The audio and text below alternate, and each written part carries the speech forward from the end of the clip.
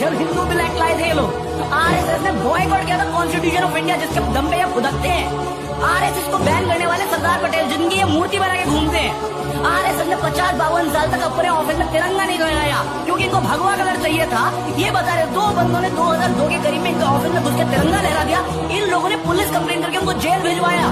ये बकैती कर रहे हैं ये आरएसएस एनजीओ। क्या काम किया इन्होंने? आज तक पावर में नहीं आए थे, इनकी बिल्डिंगें पुरानी देखो। आज इनके हर स्टेट में इतने आलीशान 5 स्टार होटल जैसे ऑफिस है। ये एनजीओ, ये इकलौती ऐसी एनजीओ होगी जो दूसरे के भले से पहले अपना भला सोचती है। नेशन बिल्डिंग, भाई भाई में लड़ाई करवाने वाले सबसे आगे यही है। कौन सा नेशन फ्रीडम स्ट्रगल में इन्होंने पार्टिसिपेट किया? किस फ्रीडम स्ट्रगल? 1949 में हिंदू कोड बिल पे लड़ाई चल रही थी। अंबेडकर और नेहरू के पुतले जलाए गए, पर वो प्रोटेस्ट कोई अंबेडकर के खिलाफ नफरत के लिए नहीं थी, इसलिए थी क्योंकि वो बिल सिर्फ हिंदुओं के लिए लागू था। सेम चीजें क्रिश्चियंस और मुस्लिम्स के लिए अप्लाई हो ही नहीं रही थी, या कोई और कम्युनिटी के लिए अप्लाई हो ही नहीं रही थी। पॉलिटिकल प्रोटेस्ट था, हेट नहीं था। और कॉन्स्टिट्यूशन पे आरएसएस की पहली कंसर्न थी कि ये बहुत ज्यादा वेस्टर्नाइज था, भारतीय ट्रेडिशंस को इग्नोर किया गया था, जो कि सच भी था। 70% कॉन्स्टिट्यूशन वैसे भी ब्रिटिशर्स का ही पास ओवर करके लागू किया गया था। लेकिन आज की तारीख में समय के साथ आरएसएस ने कॉन्स्टिट्यूशन को एक्सेप्ट कर लिया है, और आज स्वयंसेवक कॉन्स्टिट्यूशन डे मनाते हैं और अंबेडकर जी का बहुत सम्मान भी करते हैं। और आप कह रहे हैं कि आरएसएस सिर्फ अपना फायदा सोचती है, देश के हित में नहीं सोचती।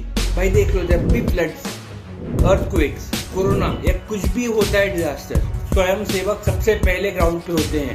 गांव-गांव में school, hospital, orphanage, tribal welfare चलाते हैं।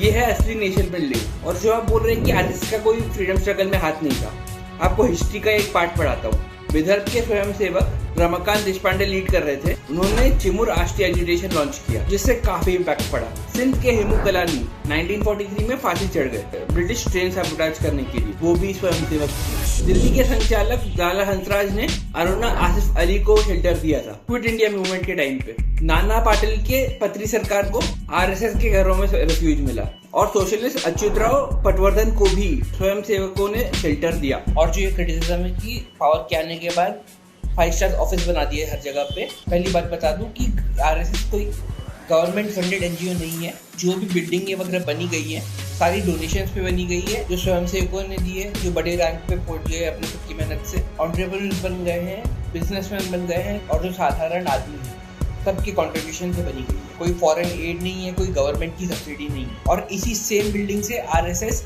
ब्लड डोनेशन कैंप करता है, गरीब बच्चों के लिए ट्यूशन सेंटर्स खोलता है, डिजास्टर रिलीफ के लिए ट्रेनिंग सेंटर्स खोलता है, कल्चरल एक्टिविटीज होती हैं। कोई इसका लेन देन पावर में आने से नहीं है।